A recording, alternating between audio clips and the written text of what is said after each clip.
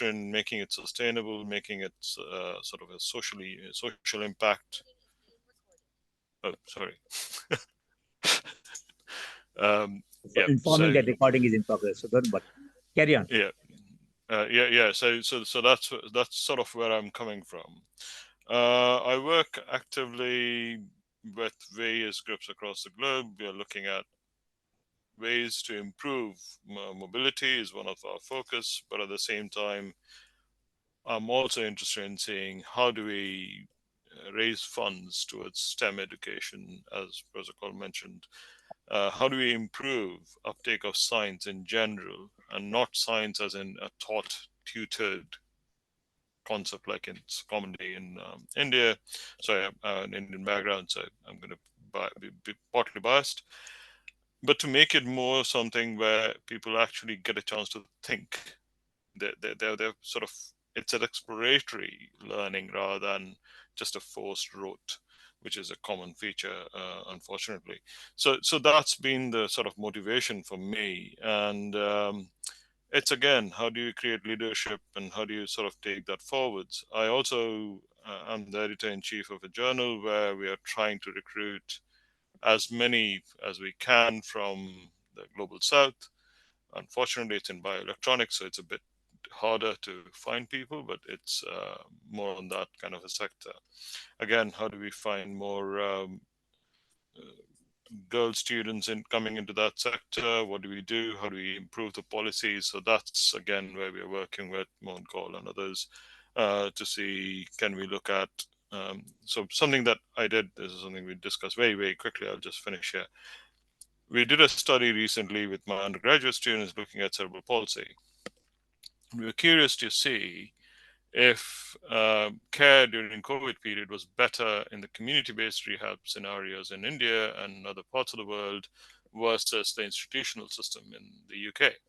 Because the common feature of all our conversations tends to be, it's happening in the West, so it must be good. And we sort of queried it a bit. And it turned out it was very clear that patients or the subject or individuals with cerebral palsy were actually happier in India than they were here.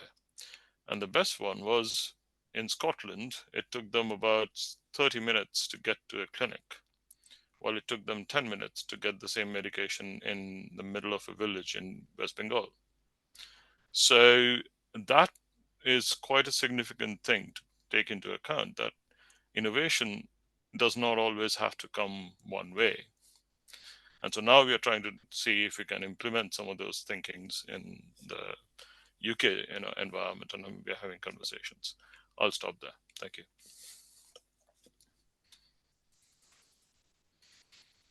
Thank you. Have you? Innovation has not to come one way. We've discussed that, and I think I want to take it up later on. How do we, broaden that? Serge, would you like to make your intervention, please? Okay. Thank you so much for your invitation. And just give me 1 minute just to thanks a lot. I'm very honored to be here this morning, and especially the invitation given by Professor Anil Gupta. I met Professor Gupta years ago in France, and I think that the philosophy of Anil changed a lot of things for me as an engineer, as a professor at the University of Technology, Ottawa. I focus especially my work with my students, undergraduate students, engineer students, on vulnerable people.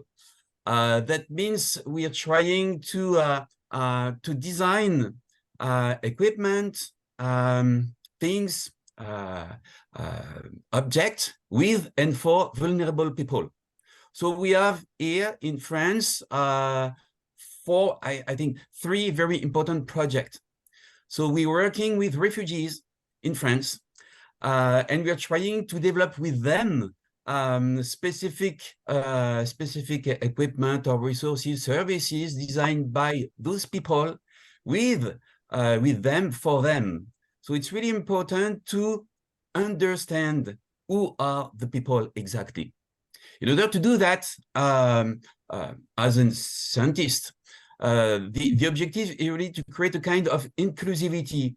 If you really want to prove that they have great ideas and they really have great ideas, you should really understand who are the people. In order to do that, there is, I think, only one way to do that. You have to live with the people to really understand who are the people.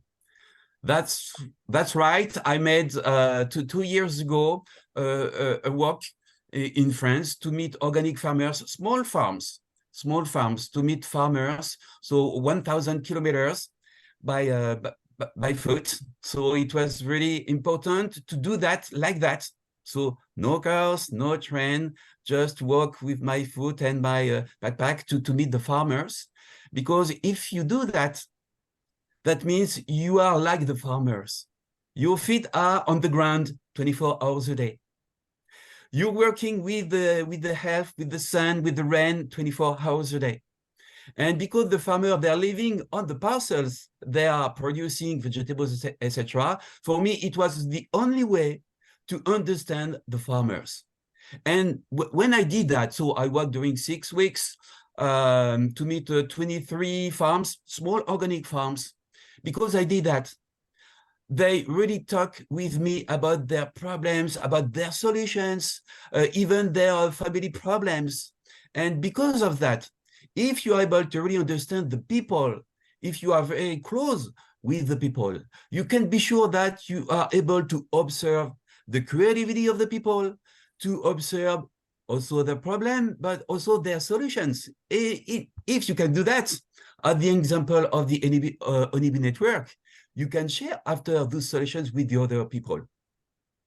And I saw that also, even if it's small farms, they are able to use internet, they can share their solutions with the other people. And we should be, as as scientists, I'm working in the university, we should be maybe just a platform to help them to share the solution to the other people.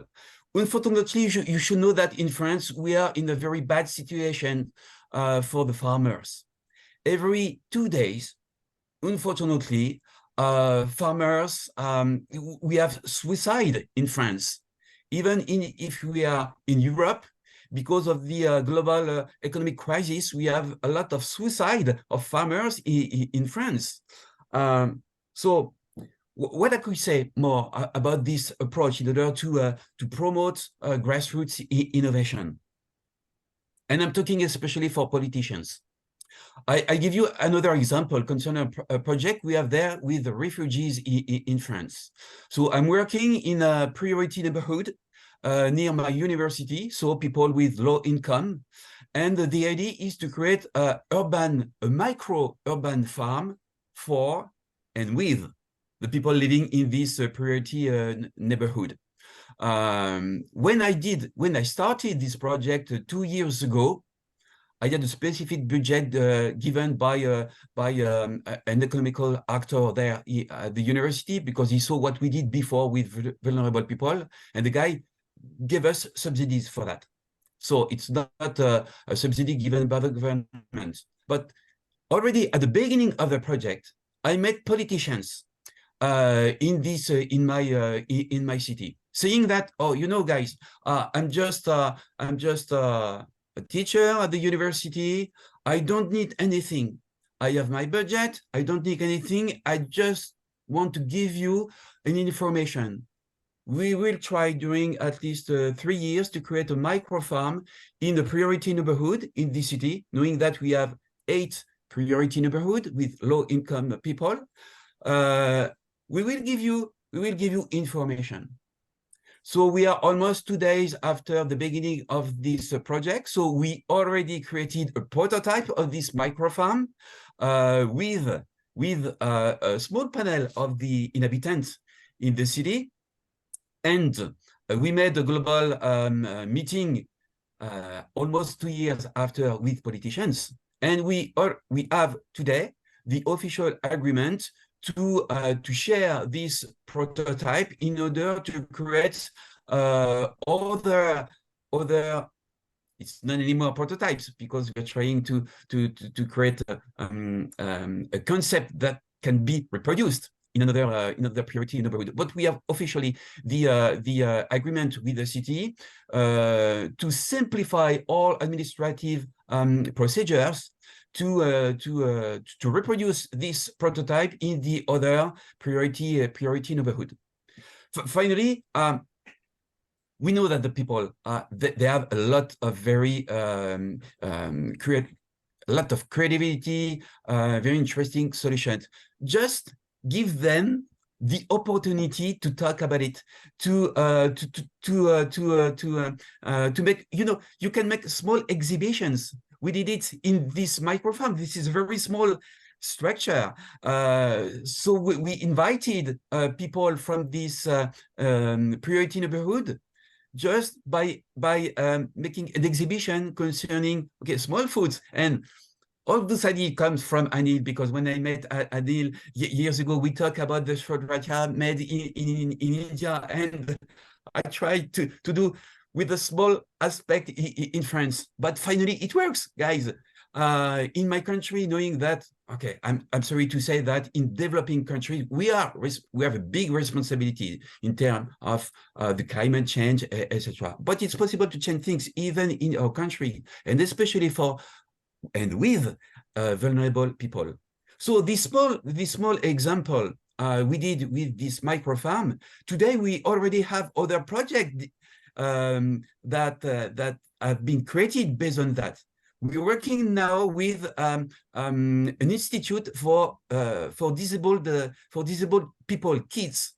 We are working with disabled kids in wheelchair, etc., blind kids, etc., in order to create a small garden dedicated for them with the kids. So I think we should take that on that because I think the idea that you put forward and what you are talking about is definitely of interest to everybody on the panel, and it has a global application. Microform, and I think Samit is wanting to do exactly the same thing. And your idea of creating this microform, I think can we come back again once other speakers, because this is a very important aspect of this, one of the outcomes of what we are doing today. Yeah, concerning this project, everything is open. I think I can give you all information concerning the process we did there in France to create this microfarm. I can say that this is still a prototype. So we are still working. You should understand that we are not in a rural area. We are in a city, urban territory. So the microfarm works on two specific aspects: nutrition and social activities, because we are with people with a low income, a lot of people, they don't have a job, etc. So the idea is really to focus on the need of the people. I don't want to take more time. No, but we will come back to that. Let others also speak, because your intervention is extremely pertinent to what we are doing globally. So please, thank you. And please wait. I want to come back to you once others have spoken. Shall I invite Bola to make her intervention, please? Right. Thank you very much. And I must thank you for providing me with the opportunity to share my views on this session. Greetings from London. First of all, I'd like to say that my background is in gender diversity and inclusion, and also in leadership, authentic leadership. My role within Global Equality Alliance is mainly to look at innovation, grassroots to the global platform. I found that quite an interesting aspect, because it's an area that is really very valuable to a lot of people. When we talk about gender diversity, of course, most of the time we mean women, and getting them to the level that they should be. Just so that you don't think that I'm talking off the cuff, I'll just want to give you just a little bit of statistics.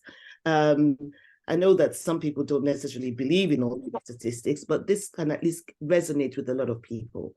Between the year 1998 to 2017, based by the IPO BBC statistics that was given out, only 18% of women actually protected their ideas. And that came from Russia. So Russia at 18%, France at 16%, the USA and Canada at 10%, and the UK at 8%. I don't see any percentages here for India, nor any country in Africa. So it's a huge challenge. Knowing that women are coming up with inventions, innovations every day that are sustainable, that are connected with sustainability, the climate, the environment, and yet they are still not having the percentages that we should be looking at this day and age.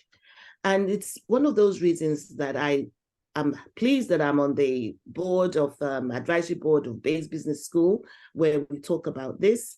I'm also on the board of the Intellectual Property Awareness Network, where again, we start to look for opportunities to see what we can do. But my particular work with Global Equality Alliance is to try and build the capacity and bring the spotlight to women who are coming up with innovations that need to be investment ready so that they can get to that global level of support. Now, without intellectual property, it's going to be almost impossible for any investor to want to invest in any innovation, no matter how wonderful it is and how much impact it has.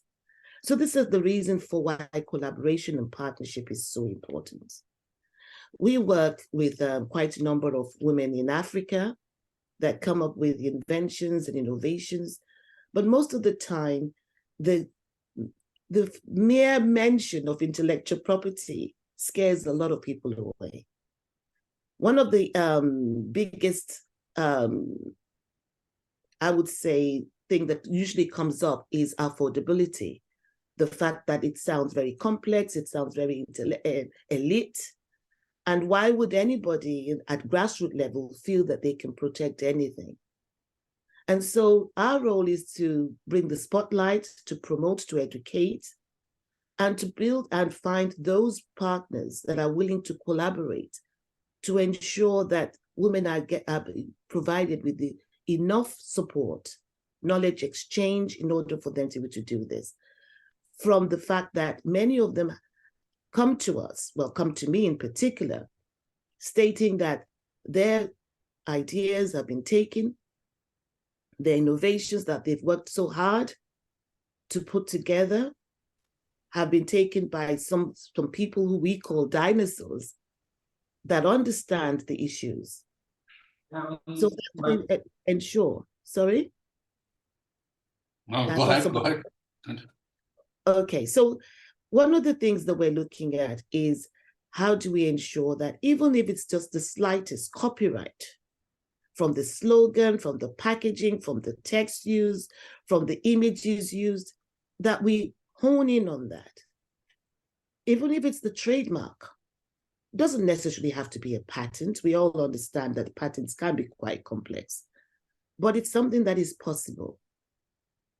And I think that we cannot continue to bring out such innovations without honing in on this particular area, because there are legality to look at, the legal aspects, and the economic viability that this brings.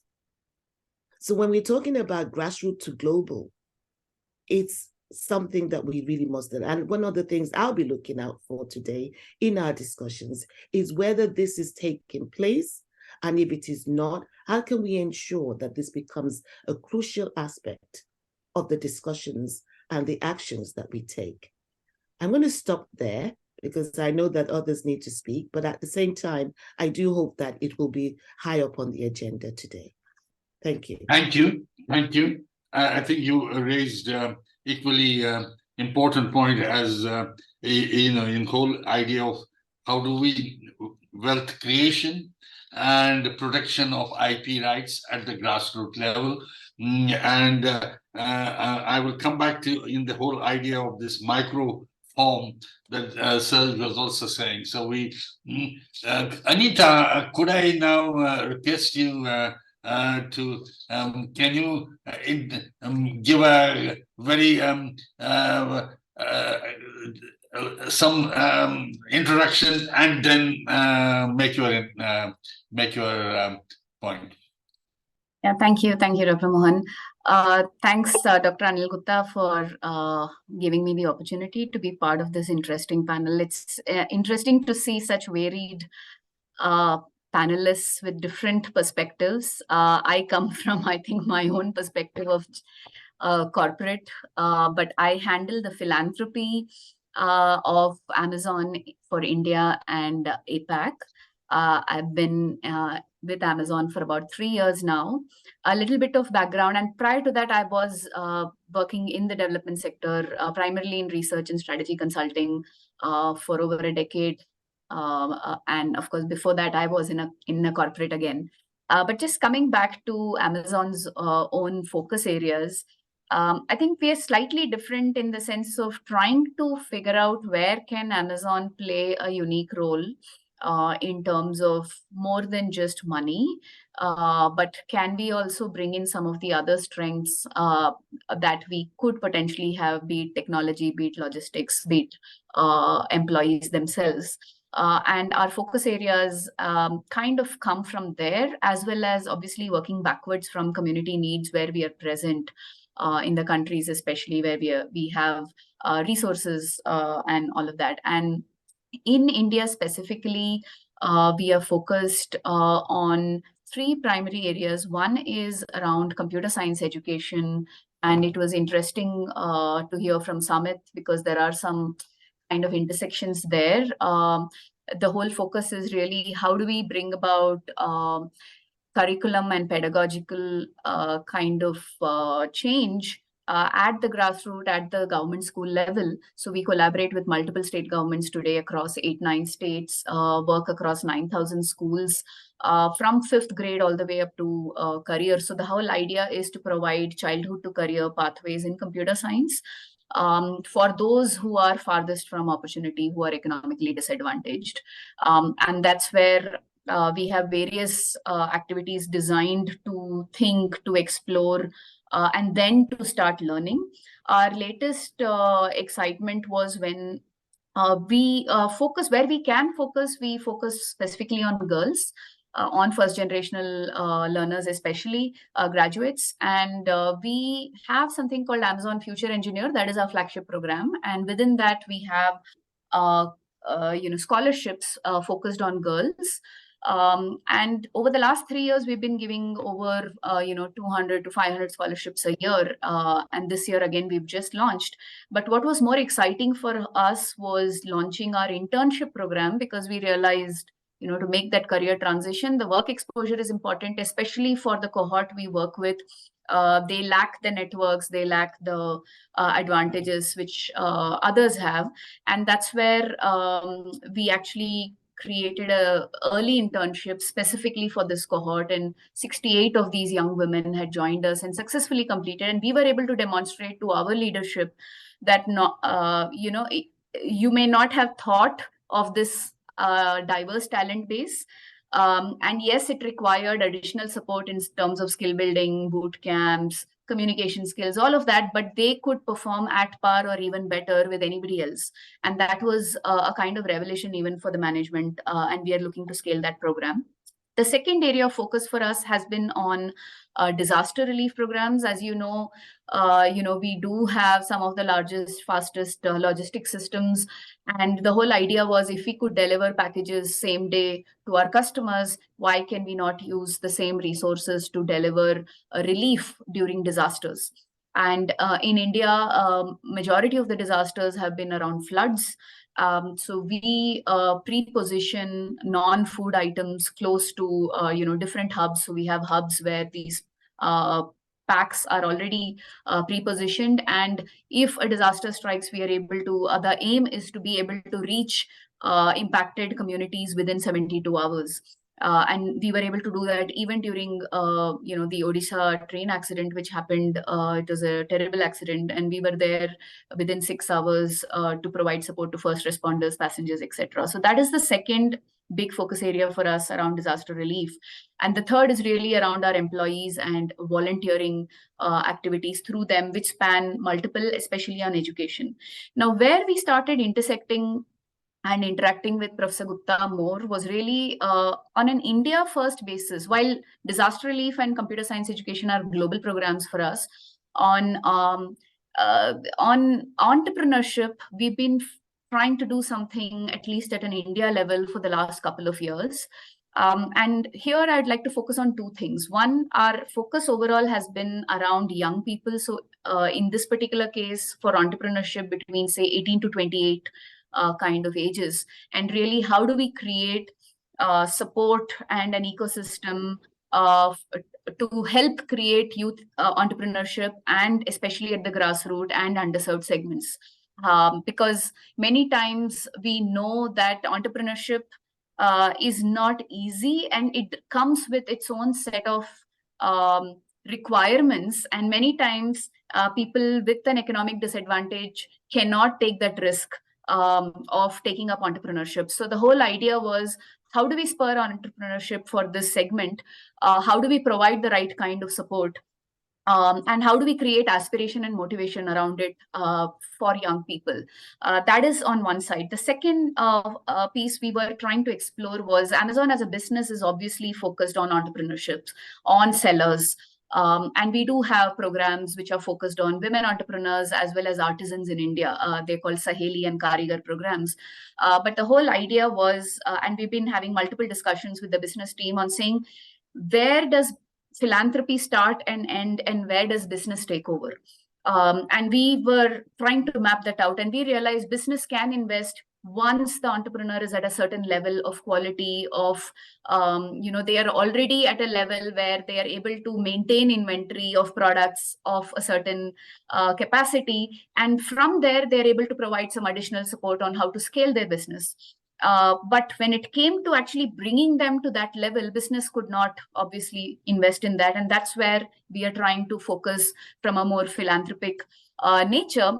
And we've been working with another organization. We work with Professor Gupta on, again, on with the Honeybee Network and GIAN on supporting some of their awards, and again on young entrepreneurs. We're also working with other organizations where we are supporting entrepreneurship curriculum at a school level.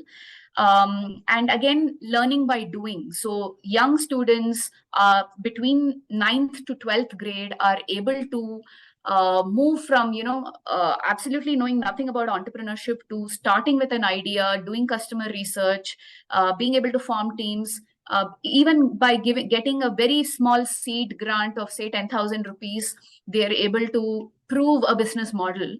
And recently we had about 30 of these students interact with some of our senior management. It was a micro mentoring session of just 1 hour, where our country manager, a lot of our e-commerce business leads were paired with different entrepreneurs for just a simple session. And we realized there was so much we could impart on, pricing, on marketing strategies and all of that. But we also realized what was missing and what we couldn't do ourselves, right? For example, there were some very interesting innovations, including snake detectors, or, small innovations like that, which only people or young people coming from communities who face those challenges are even able to come with those solutions, which was amazing and heartening. But what we also realized was the gap between the idea and to come to a product which is marketable, and that requires actually production capabilities as well. And how do you start supporting manufacturing, especially when it is at a prototype stage? Because and of course, government has done a lot of things, and Professor Gupta is aware as well, in terms of our Atal Tinkering Labs to a lot of manufacturing support. But we realized even say mentoring support from technical institutes like the IITs. We had one of the teams coming up with a visual aid for, it was a stick for blind people. They had actually come up with very advanced technologies, and these were students, studying in government schools, but it still required some finishing and some more support from tech experts. So really, how do we build that ecosystem to come together for the young people to make that leap from the idea to the prototype to actually being something which can be at a production stage? Well, that's what we will probably take forward, because that experience is what not only in India, we are trying to grapple it globally. Have you worked with other organizations, or it's an Amazon project itself? Sorry. On this idea of working on the rural entrepreneurs and all, are you working with other organizations, or it's a social program of Amazon itself? It is a social program of Amazon, but obviously we do partner. So Honeybee Network and GIAN are one partners. Udhyam Learning Foundation has been a strong partner at the school level. GAME is the other partner we've been exploring with. UNICEF Yuva, again, organization working with youth and entrepreneurs, but also we are exploring with, incubators and accelerators as well, trying to see how do we perhaps create specialized cohorts from, known groups of young people, but can they, through this program, be able to actually sell digitally, say on an Amazon or a Flipkart or wherever, but make that transition? So can we have a very focused incubator, even if it's just one cohort, to just see what does it take to make that happen? I think that particular idea is what we are struggling in other areas. I will stop you there, and then I want to come back so that we get some time to discuss some of these issues that you raised. Thank you. And I go to Amir. I think welcome. You were a bit late. We started, but can you make present your idea very succinctly for a short 5 minutes, and then we can have a discussion. Amir, go ahead. Professor Mohan, can you hear me? Yeah, we can hear you. Great, thank you. Thank you so much for having me here. And again, thanks. Most welcome. Thanks to Professor Anil Gupta, who was here in Bangladesh just about a month ago, mesmerizing us with his life's work, actually, about collecting and promoting and maturing grassroots innovation. So we had a team of people surrounding him, along with our ICT minister, and we were listening to how he's been doing the work in India. So in Bangladesh, for the last 10 years, we've been supporting innovations from different quarters of society. So Grassroots, some of them, about 300 or so innovations that we have supported from this program that we call Aspire to Innovate, started by the Prime Minister. Now it's part of the entire government. We have an innovation fund, and we ask for innovators from anywhere. Could be institutional innovators, could be grassroots innovators, could be government innovators, could be private sector, students even. So thousands of innovation ideas have come in. We've funded about 300 or so. And we did a quick calculation for this program, and maybe about 13% of them could be categorized as grassroots innovation. So individuals very much from the grassroots who actually came up with ideas of innovation, and we funded them. Now, Anita, sorry that I was stuck in an urgent meeting, and I just heard Anita talk about the Amazon experience. So our experience in Bangladesh has been somewhat similar. So if I may actually dissect the process and results, often we find, I'll give you a few examples before I go into the dissection. A lot of these ideas have come in the healthcare sector. So for instance, we had a baby incubator. We had a centralized nebulizer system. We had a smart white cane that Anita also talked about for the visually challenged. So a lot of them actually happened in the healthcare space. And during COVID, oxygen concentrators, some of these also have come from there. Then the next category would be the area of renewables. So biodiesel from used cooking oil, then fuel from discarded plastics. And recently we had something quite interesting, is a student actually has proposed building model rockets in the country. So that's also something we funded just to see where this goes. Ambulance, very low cost ambulance was another one. Water pump, water cooler. So these are some miscellaneous things. Soil testing kit. So a lot of these have come from maybe 35 to 40 of them out of the 300 or so that we funded have come from the grassroots. Now, if I go to the challenges that we face, the first challenge is identification of the specific problem. Is the problem large enough? Is the problem going to impact a large number of clients potentially? Is the market big enough? Sometimes identification is an issue, and we have had struggle with that. The next thing is the MVP, or a minimum viable product, is not difficult to build for these innovators because they've thought through this and they have come forward with an idea that they want to build MVP. But the next stage is the difficult one. Innovators are often not entrepreneurs. The journey from an innovation to entrepreneurship, or innovator to an entrepreneur, is kind of rocky, and it's not even very well structured that we can actually create a curriculum and say, okay, let's take this innovator to a curriculum, a standard process, guiding, coaching, and we actually get an entrepreneur at the end of the process. It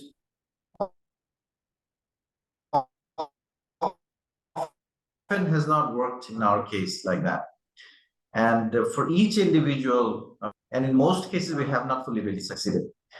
And the last thing I would basically say at this point is that it's possible that every innovator, or most innovators even, I would say, are not really entrepreneur material. So therein, the concept of the right ecosystem, so that the knowledge is transferred from the innovator to an entrepreneurial ecosystem. Could be one entrepreneur, could be a series of entrepreneurs who will actually build the product on a commercial scale, will distribute it, will actually provide service on top of the product in the market.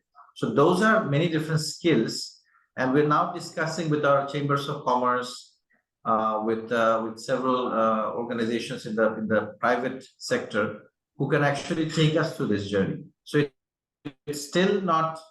Jury is still out in terms of exactly what that structure should look like, from innovation to entrepreneurship to actually create marketable impact, so that it's a self-sustaining process. We're still working on that, but we have, I think now that we have engaged with Professor Gupta at different times, but now I hope that what we discussed today and the G2G grassroots to global, I think would give us some guidance and partnerships, the very much needed partnership, so that we can go from grassroots to local and then to global as well. I'll stop there. Thank you. Professor Mohan. Thank you very much for your intervention.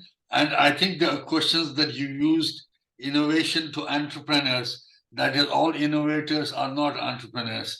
At the same time, the problem is we don't want the innovators to lose on the IP, the intellectual property rights, because as soon as the entrepreneur takes over that program, the innovators sort of think that it was their program.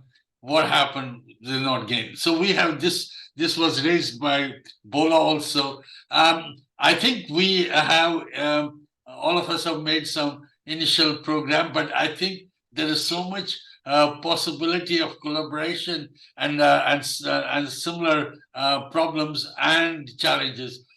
Anil, would you like to make some intervention here, because you are a common factor around that? So then we can then come back to each panelist to say how do we go from now to the second stage, because this idea of, I mean, micro urban form, the idea of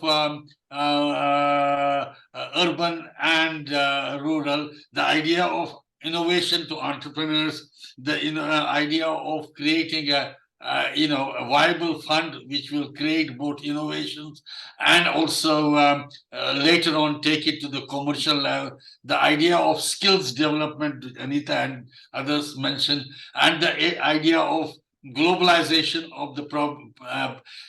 There is so much a similar experience from various countries that we hear today.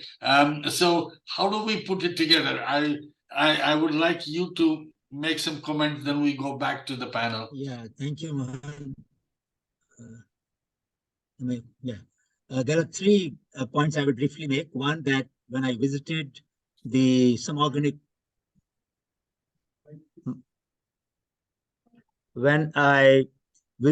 organic farms in France with Serge, I realized more clearly than before, but I knew that before, but I realized it even more clearly, that there is no north when it comes to sustainability. They are all in south. So a French organic farmer is as much vulnerable and needs as much advice for sustainable pest control, sustainable management, as, let's say, a farmer in India. So having said that, there is a huge scope for sharing the experiences of vulnerable farmers in South as possible solutions even in North. And one example was that there was a viral disease, and I asked students in the Polytechnic, what will you do? And they didn't have an answer. So I said, look, we use milk. Can you do an experiment in your little small farm and try whether milk will help in controlling virus, which Manitoba, Department of Agriculture in Canada, has put it on its website.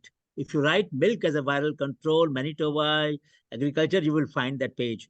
Now, what am I saying? That there are solutions that common people in third world, in India for that matter, in Honeybee Network have been able to develop, which possibly could be part of solution even for micro farms in urban areas of Europe, or for that matter, other countries. That is one. Secondly, that there are innovations for which market may exist in other developing countries. And how can institutions help? For example, in Bangladesh, we found a wonderful startup who uses the burnt oil from the restaurant, burnt edible oil, and has developed a great enterprise around it, develop diesel out of it.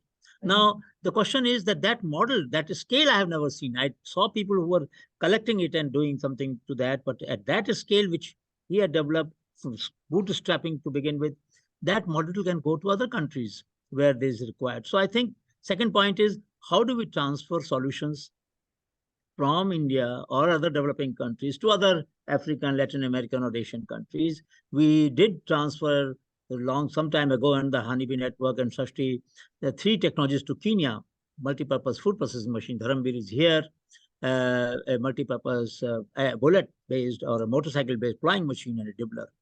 And a lot of success was achieved there, and he got a lot of orders from there. So that is second. Third point I would like to discuss is that experts like all of you, Mohan, you, and Anita's expert in marketing and providing services, Serge, who walked 1,000 miles to be able to see the conditions even in France, that he felt the farmers were looking for solutions and were facing a lot of problems. Anil mentioned, Samit mentioned, Bola mentioned about entrepreneurship and IP. I would just say that when it comes to IP, we have developed a concept of technology commons. People-to-people copying is allowed and encouraged. People to firm through licensing. So we don't want to borrow the Western model of IP, lock, stock, and barrel, and say, no, nobody can copy. Of course, people have to survive, and one farmer will learn from another farmer. That's how our societies have survived for thousands of years. So we don't want to snap that process of lateral learning. But when some commercial organization wants that idea and make a business out of it, they should license. So I would stop here and say that if we can think of how a platform of this kind, Mohan, which Global Equity Alliance is very deeply involved with, Bola, you and Samit are deeply involved. Anita mentioned very strategically how they're trying to see that innovators can move from business idea to business and from business to scale. And at that stage, can they maintain inventories? And that is a very big problem. We have Samita here, whose Zynic Enterprise develops adaptive clothing for women or men who are not able to move their hands properly. But her ability to maintain inventory and then be able to fulfill the requirement at a short notice when orders will come is limited. So there is a problem here that like many innovators who have to move to the next level and maintain inventory, whether mechanical or otherwise, they face a lot of challenge of funding and resources to maintain that. So we have these challenges. I'll stop here, Mohan. Take it forward, please. It's so insightful. The channel has been very insightful today. Thank you. I think we still have half an hour where we can discuss. Is that all right at the timing? Is that Yeah, that's right. Okay, so I will go back to the panelists on that. I mean, the funding is going to be, and how will be an aspect that we have to look at.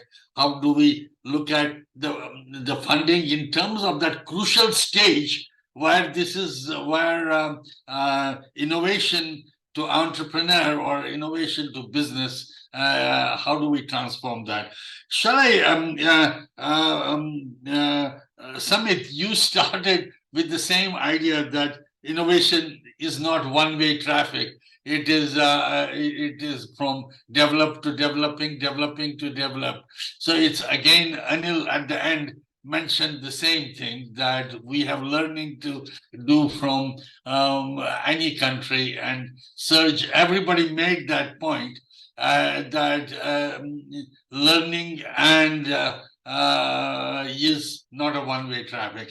So can I come back to you, Samit, now? Let us sort of focus on what can be the next step among ourselves to particularly solve the problem that you yourself are facing in terms of making it a success. Samit, over to you. Did I lose Samit? Samit, you have connected from there are two connections of Samit, and you have to switch on the mic. You have to unmute yourself. Maybe he is having some difficulty, Mohan, in connection. So Okay, we can wait for, let us ask somebody else. And yeah, so I'll go in the same order. Samit, can you speak now? Are you able to listen? Yes, I couldn't hear anything. Sorry, I got disconnected. I had to change the browser and everything else. So could you, I mean, again, each one of us will take 3 to 4 minutes to make, so I'll go in the same order. Samit, you said innovation was not one way, and healthcare was your focus, and that came out in Anita's and other presentation too. So what next is we can do together? What next we can do together in sharing and in making it a collective initiative which can help everybody. Go ahead. Can you all hear me? Yeah. Okay, so I probably missed the last bit of what Mohan just mentioned, but essentially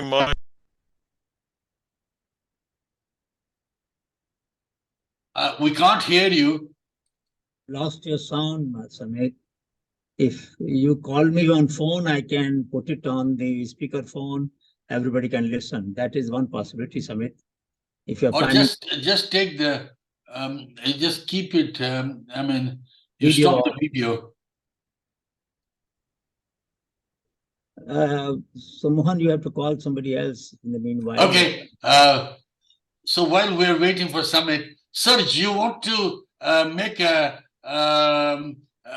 point based on what you heard on how does it your perspective, how does it change, and then how can we work together in this area? Samit, are you back? I'm sort of back, yes. You want to continue? Let Serge go ahead and then I can speak. Okay, Serge, go ahead. Short intervention. Yeah, okay, thank you. Based on my experience and based on what the panel talked today, learning by doing, I think is one of the most important things we should share with the other people, with my colleagues, with your colleagues in your countries. Learning by doing. let me give you one more example. With my engineers, undergraduate students, we have a project in Africa. So we are moving in Africa every year in January, and we have created with the elementary school in this, it's a poor village, no electricity, no water supply, it's very complicated. But even in such situation, if you are able to create the opportunity to the kids at the beginning, they will be maybe later innovators, we don't know, but you have to create this kind of culture from the beginning. You don't have to explain what is an enterprise. You don't have to explain what will be later when they will be adults. The possibility to create a scalability of their small solutions, but just give the opportunity to share ideas. Because kids, they have a lot of ideas. We already talked this morning about a lot of different possibilities. So if you are able to create this kind of environment where the people can learn by doing, even for my engineers, for my students, they are we have undergraduate students and graduate students. We are trying to create a collaboration with graduate students, undergraduate students, and kids. So in the microfarm, we already have collaboration with my students and the elementary school. So we have a project called, it's in French, École de la Seconde Chance, the new chance for the kids. By such collaboration, university and elementary school just give the opportunity to say that if you're able to do something, you will be able to create things, and maybe you will solve unmet needs from the population. I know it's difficult depending on the country, depending on the culture. I know that India, you have a great collaboration, and especially with the Honeybee Network, especially you have a big collaboration with the kids in order to promote innovations. We should start from that with the kids. And after, depending on the possibility, the subsidies in the region, in the city, you will be able maybe to promote that.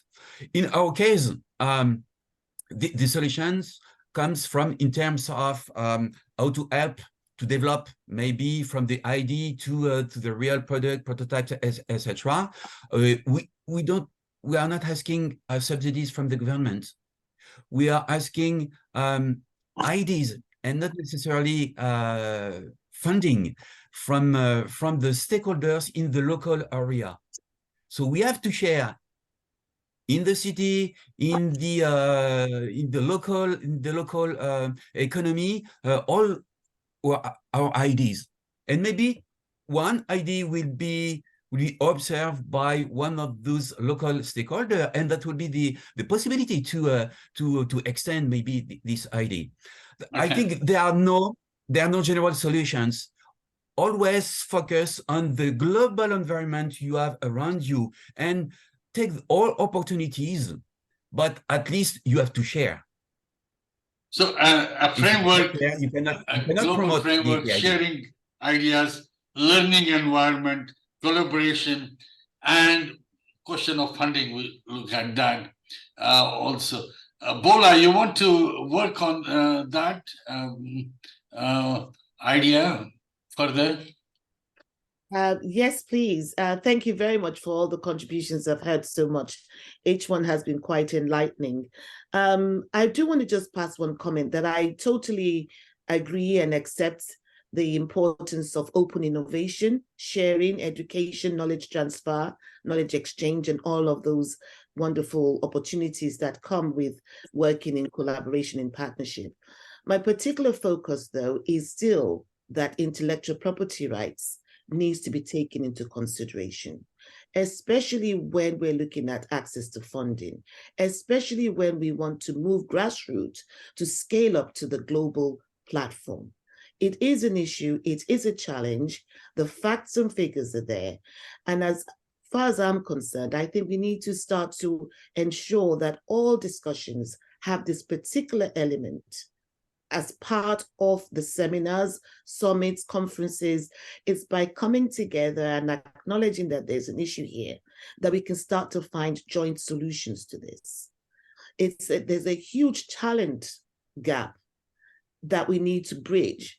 So as far as I'm concerned, the summits, the seminars, the discussions, it should be high up on the agenda. We should seek solutions together, work in collaboration, in partnership, share knowledge transfers. And I would love to see the World Intellectual Property Organization, the intellectual property organizations, the people who are making those decisions that influence how this can grow, involved in some of the discussions that we're having here. So I see these as possible solutions. As I said earlier on, open innovation, great, but intellectual property rights, we need to look at the legalities and the economic value that this brings to all the innovations that we've been talking about. Thank you. Okay. Anita, you want to add to that? I mean, the whole intellectual property right comes very much on the heart of what we are trying to create, the wealth at the grassroots level. So you got some ideas regarding that, particularly in the kind of Amazon background? I'm sorry to say no, not an expert on that, but I was just thinking about this from different angles on how to solve for this, because completely agree with Dr. Bola on the importance of this. But I have personally witnessed, especially when it comes to hardware product innovations, the tussle between the product, innovator and what it takes to run a business. And many times people have tried to make the transition or don't want to make the transition.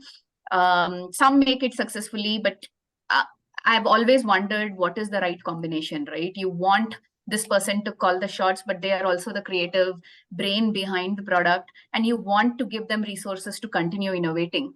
And when you bring in, funders into the picture and you bring in VCs, I have never found a model which has really worked where, but I have seen it not in the product space, but I have in the tech nonprofit stage. For example, one of our partners, Navgurukul Foundation, young kid, studied in IIT Delhi, and has been working in the whole enabling young women access careers in technology, and he's been building throughout. And he was the CEO. He was also fundraising for many years, and now he's reached a stage where he's saying, I just want to focus on my product. I want to be the chief product officer or innovation officer. And he brought in a CEO, but that was at his own kind of thought process there. I was thinking, is there a way, and I know that when Amazon, for example, funds some of the early stage startups, they do it with a stake, and that in turn dilutes some of the holding of the founders and things like that. So I don't have solutions for this, but I was wondering if there is an innovative financial structure which we could come up with, which solves some of this, because end of the day, the innovator should have majority stake, if possible, along with the IP, obviously. But are there ways to structure where you could still attract management talent, which could look at, the day-to-day business, the sales, the marketing, and the other pieces, and still have a strong board, which includes not just, investors, but also people like Professor Anil Gupta, if I may say so, who bring in the innovators piece there. So, and strong independent board combined with maybe innovative financial structuring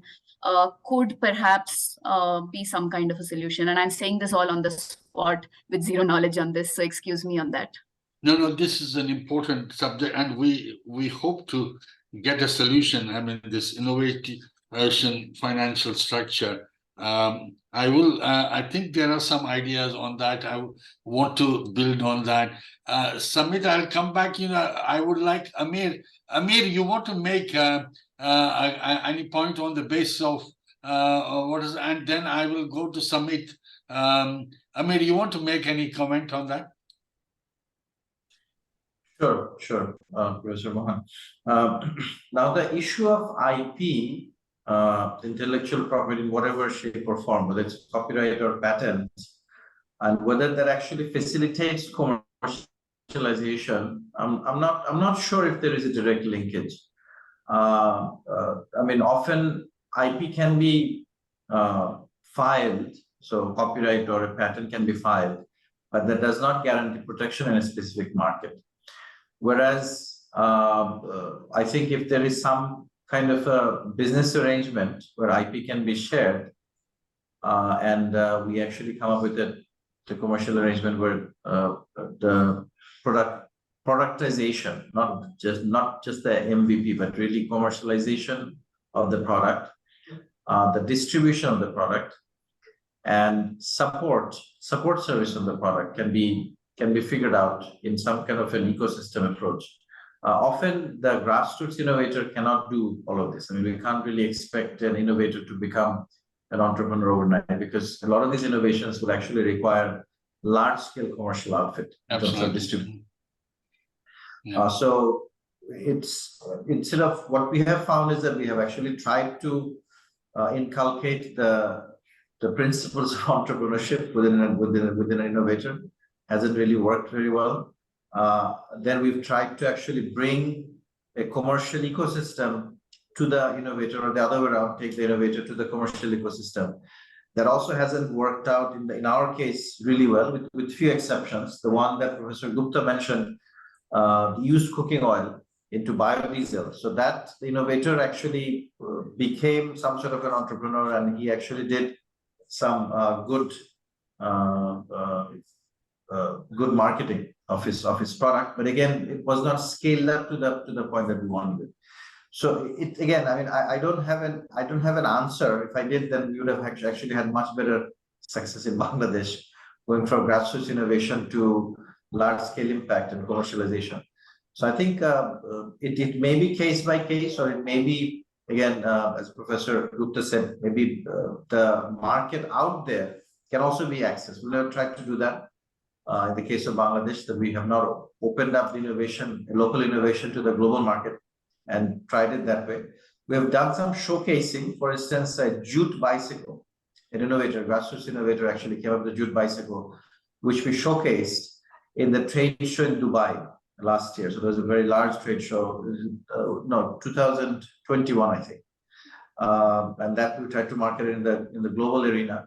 But again, we have not been able to, I think, follow through with that. So what I'm basically saying is that we need a more systematic approach of really understanding market, supporting the innovator to create products in that market rather than out of his or her own whim of what innovation really should be, and then bringing the innovation ecosystem of creating commercial product, distribution, and support. So if all of that is done, and obviously the financing of all these goes without saying. So we need to figure out the financing part for the entire supply chain. So then I think we'll see a lot more innovation going to create marketable impact. Thank you. Well, there is a lot of interest in terms of globally looking at these innovation now, that there has been a lot of grassroots level innovations in many countries, but I don't think we have found a structure which can protect as well as protect the interest of the investor, as well as protect the interest of the innovator. We haven't found, and we are all probably struggling in that. But I think the problem is universal. But I think before Samit, can you come back? Can you hear me? Yeah, we can hear you. Yeah. Oh, perfect. Okay. So yes, I mean, I think I've enjoyed all the conversations so far, and I'm actually quite intrigued because I come from that innovator space rather than the entrepreneur space. And one of the things that I find is something that Professor Gupta brought up.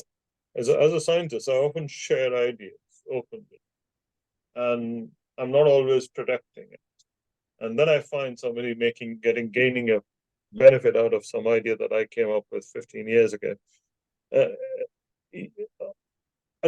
It's not in the from a scientific point of view, it's not helpful if it becomes a commercial entity altogether, because I lose the ability to use it the way I want. So we need a balance. So I think we need to step away from the old. Okay, I'm going to say something which may be too anti-colonialist in its nature. Is that it's always been done so that it's protecting the rights of the ones who were superior in some ways.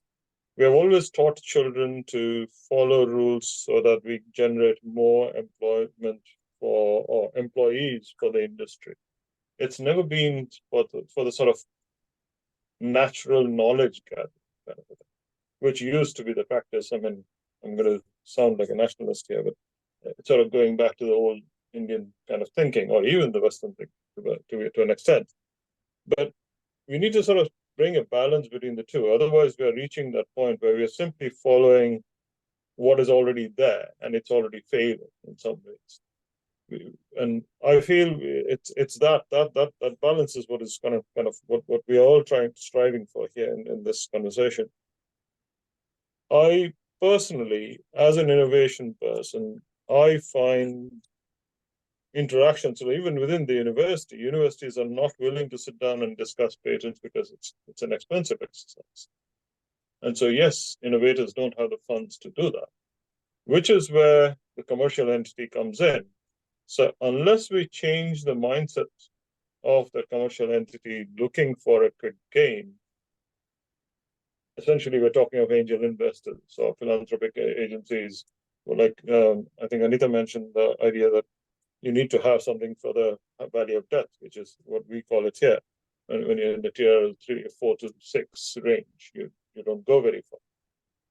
And that's where the innovators need help to scale up, to sort of get to that point where you can actually deliver. And this is also the problem, point at which the investors are looking for, is there a patent? But I, as an innovator, don't have the funds because my salary doesn't cover patent costs.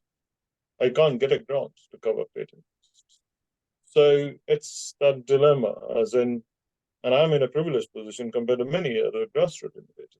So it's, how do we bridge that gap? And this is what Ozakol and myself have been talking about for some time, to see, can we bring in some sort of a system in place to sort of help with that sort of innovation space right from the start, where we come to a compromise and both of us agree that, okay, you will get some share as an investor into this conversation if I'm successful, and if I'm not successful, then I'll walk away having, learned something, something on those lines, some sort of a. I agree with everyone here that yes, we need to discuss, we need to teach them about IP, but it somehow feels the innovator is at a loss at the end of it. I don't know, that's my feeling. But repeat that, what you were saying, the last one. Sorry? Repeat the last sentence. It feels that the innovator is ultimately at a loss because they're in the current system. So we need to think about how do we, because that is not going to encourage further innovation at the grassroots, is my concern. And I feel that's where the changes need to happen. And I'm more than happy to get involved in trying to do that. We are more or less saying the same thing, all of us. The question is, now there is a need for a kind of a structure which will help everyone. I mean, the problem in France or India or anywhere in Africa or anywhere is almost the same. What Amir was at Bangladesh, everybody is almost in a similar way. What I wanted, what I have seen, I mean, I think Anil will probably come back on this question, is how do we take it forward? See, in the commercial side, say, Anita, talk to Amazon thing. They are also a commercially social responsibility fund has been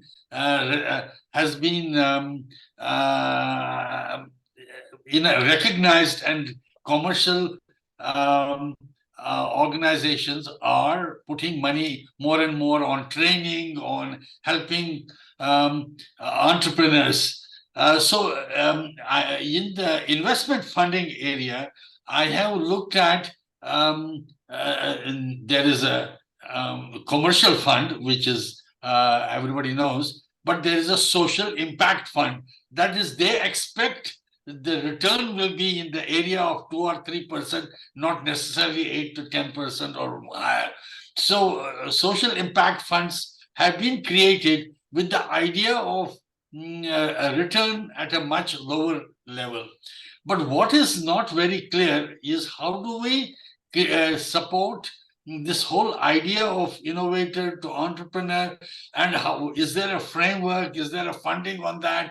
And maybe we put our heads together and we may have a solution. Anil, do you have a framework which we can take it from? We will be glad to work in the, I'm sure, panel with such a experience, and we would be willing to together, because the problems are absolutely the same in developed or developing countries, or absolutely the same rural and areas as well as urban areas. Only the extent is different. Is there? Do you have a framework? We will work together on this. Yeah, Anil, so, are you there? Yeah. thank you. Yeah, so I worked with the IP issue for last 30 years, 35 years, and wrote a paper for WIPO on access to resources and benefit sharing. And what I would suggest is that we should not assume that every innovator only works for monetary rewards. There are many innovators who would be happy if their ideas solve problem of others. They are very generous. Challenge is that generosity should not keep them poor, because they are sharing their knowledge so easily. So we developed a concept when I was looking after, and I have that GTIAF, Grassroot Technological Innovation Acquisition Fund. So first we created intellectual property, then we acquired it in certain cases to make it open source. So we compensated the innovator and then made that knowledge for plant protection or growth promotion or a variety as open source. So I think what we need to realize is that farmers make money if a lot of people demand their innovation. And a lot of people will demand their innovation if they have access to that knowledge. And that knowledge must be shared as widely as possible. So if we start restricting the sharing of knowledge because of some copyright or other laws, then demand will not be generated. They cannot advertise in the newspaper. They cannot advertise on television. They cannot advertise on the internet so much.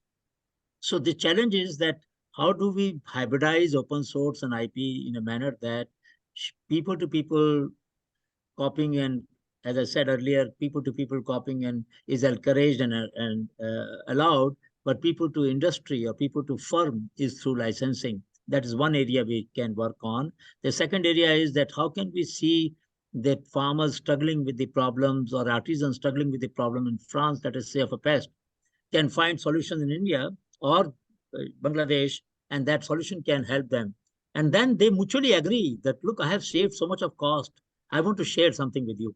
So we should not think that only legal means help in generating a solidarity principle in society. Even through goodwill and social capital and ethical capital, we can generate solidarity. So I have a greater faith in people's ability to then recognize the need for sharing their wealth with others who have benefited, who have given the solution. So I think we need to go forward now to look at some action research models where we try things and then see how we can do. One innovator, in fact, wanted that my name should be there on the package. I don't care about money so much. Now, that is what Bola has also said. He's saying some people want recognition, not necessarily monetary awards, though exactly. Both are important. So that is what Honeybee Network always tried to say, that we should not make people anonymous. Voice, visibility, and velocity. These are the three things we always believe innovators deserve and desire. So voice, visibility, and velocity. And that's where this platform that is emerging can be very helpful, Mohan. So can we create the kind of a platform which will be an interface between various players, the people who are putting money, the people who are who will be a trusted partner in this, which is a middle person, but it's a trusted partner, both sides. And I won't be surprised someday Amazon will say, do you want to pay 1 rupee extra in your bill for supporting creative people at the grassroots level? Something of that kind, just 1 rupee a bill. Now that would generate millions of rupees for helping the innovators by market means. I mean, everybody says, I don't mind paying 1 rupee extra for every bill of 1,000 rupees or 5,000 rupees. How does it matter to me, 1 rupee? But that 1 rupee is very important. It makes them partner in a process of transforming our society. They become a stakeholder. That particular idea is now in the, I don't know, I went to, if you go to the shopping here, because the sustainable idea, so there is a sustainable fund has been created, and you are asked at the end, do you want to put $1 or whatever for that fund?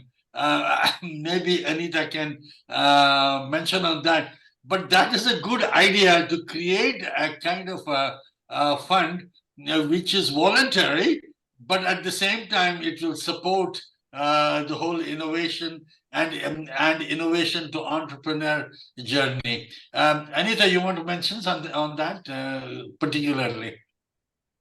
I think, and Professor Gupta has been very vocal. He's written to also our senior vice presidents on this particular idea he had on how can we support innovators, even through packaging, right? So I know there was a brief campaign where the box had the story of different innovators. So each box would come with a unique story of innovators. What I realized at Amazon is anything we think, even just adding a 1 rupee, it requires actually a huge investment in terms of tech to just change that one thing.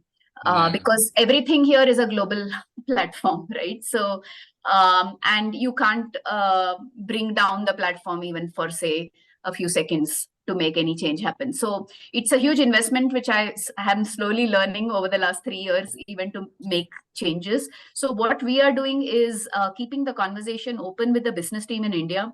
And even I'm in fact in the process of putting my 2024 plan, and we are actually saying, how can we collaborate more effectively to actually make the transition for entrepreneurs to succeed? And we are not saying to succeed on Amazon, obviously, but anywhere. But then can Amazon at least help the entrepreneurs who are on Amazon platform? There is a long tail, especially when it comes to grassroots entrepreneurs, artisans, women entrepreneurs who are small businesses. So there is that long tail, which does not always succeed in selling digitally or scaling there. So what is it that philanthropy can do to bridge that gap is what is the conversation we are having, including things like we have a lot of resources, most of them might be in English. Are there translations we can provide with philanthropy? Right, which seems like simple things to do, but can we take some of the know-how and put it in the hands of entrepreneurs? I'm still not talking about innovator to entrepreneur. That is not the problem I'm trying to solve, but as much, but really on, if you already have an idea and you want to be an entrepreneur, can I help you at least get to the next stage of incubation of yeah. I think we are all struggling. I think Bola is also trying to work on that. And Anil Gupta has a whole structure on that.